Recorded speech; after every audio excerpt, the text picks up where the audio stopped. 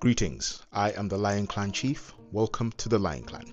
In today's video, we're going to be discussing the architecture of the Swahili Coast, as well as its development over time and its origin.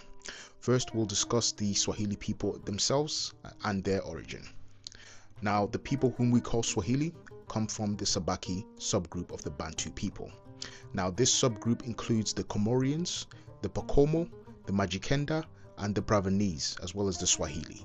Now, after the Bantu expansion, which took place between 100 and 350 AD, various Proto-Swahili settlements began to be created all over the coast of Eastern Africa. These settlements were agricultural and practiced fishing. They domesticated millet and sorghum. When it comes to their buildings at this time, they were constructing buildings using wattle and daub, as well as thatched roofing and palm leaves. Now, at this time, unlike their descendants, there wasn't much contact with the outside world that was happening. However, there is evidence from the 7th century that shows the development of early trade.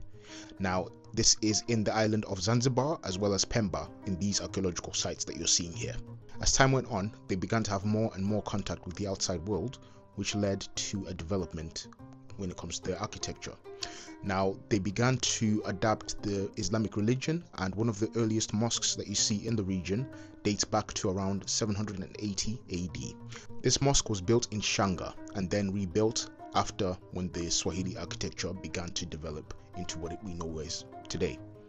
So during this period as well, these small fishing settlements and agricultural settlements began to grow into sizable settlements, which grew into towns and cities. The cities like Kilwa Kiswani, Mombasa, Gedi, Lamu, and Zanzibar, for example. But just note, there are over 173 Swahili settlements that were created using the later Swahili architecture style. These settlements were cities, villages, and towns. From between the 9th and 10th centuries, the Swahili began to build using coral rag, or what we call coral stone.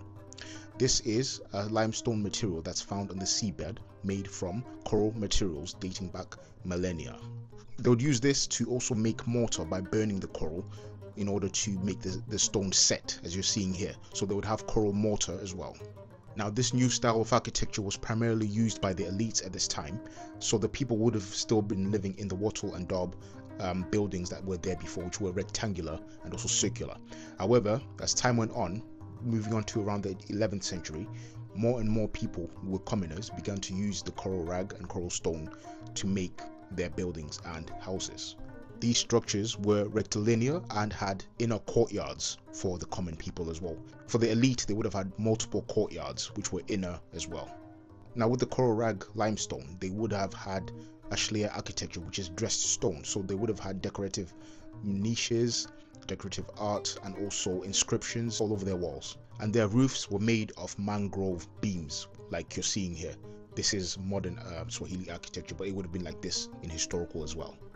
This is a unique element of the architecture which you don't see elsewhere. As time went on, their architecture continued to evolve and develop to the point that they had water management systems within their properties. For example, they had indoor toilets and latrines which had drainages which were draining the water away from the properties. They also had water reserves which would have caught rainwater and which they would have used and utilized in the dry season, for example.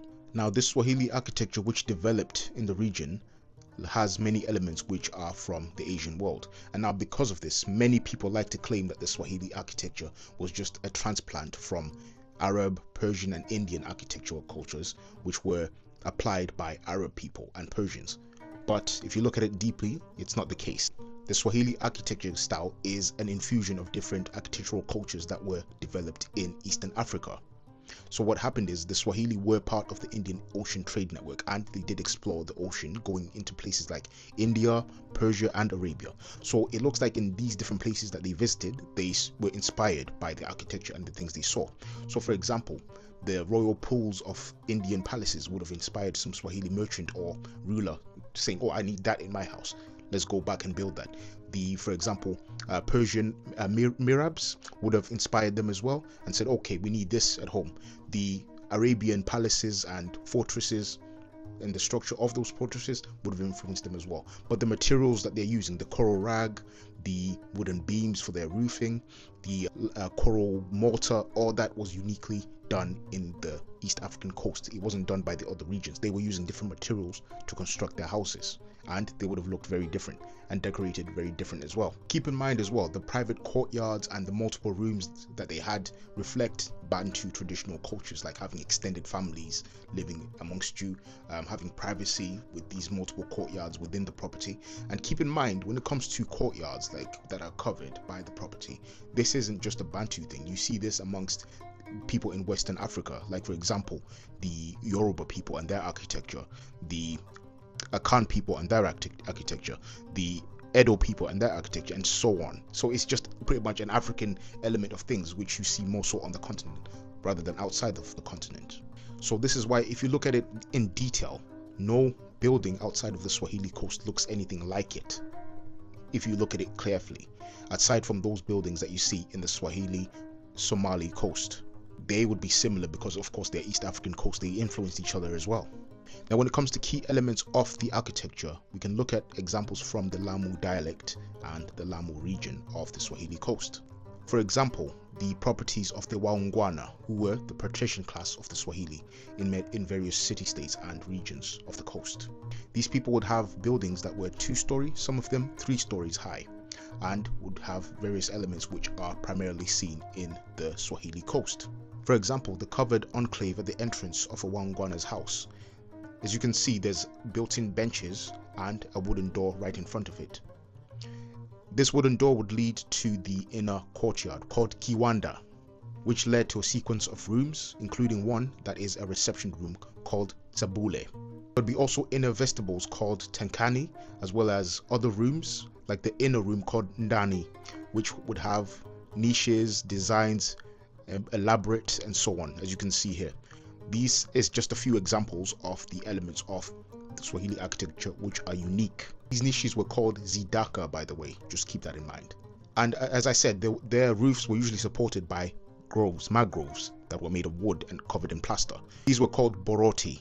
Now I'm sure there's a lot more elements to the Swahili architecture which go into more detail, explaining and clarifying the cultural significance, the meaning behind them as well. But yeah, this is just an example to show you what made it unique for the Swahili people, for their culture, their family-oriented culture, and so on. Anyway, I hope you've enjoyed this video, and I hope you've learned something new about the Swahili people and their architectural culture. Man, I really love this architecture. It's one of my favorites when it comes to Africa, and I'm happy to see that it's still being preserved within Eastern Africa.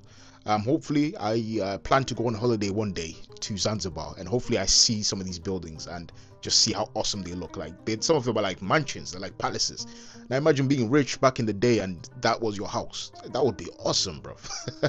Multiple rooms, you're loaded, you're a trader and stuff. Oh my god. Anyway, I hope you've learned something new. Please like, comment, and give me feedback on what you've learned. And if you can also inform me on other elements of the architecture, if you're Swahili, please do. I would love to learn more and apply that to future videos. I do plan to cover more Swahili culture and history, covering key figures, military history, and so on. So that will be coming in the future. But for now, hopefully you've enjoyed the architecture, and hopefully I've made you curious to research more and to learn more. So yeah, man, hopefully I've sparked your journey. Anyway, thank you for watching. Please like, comment, and subscribe. And yes, I am your chief. Good day.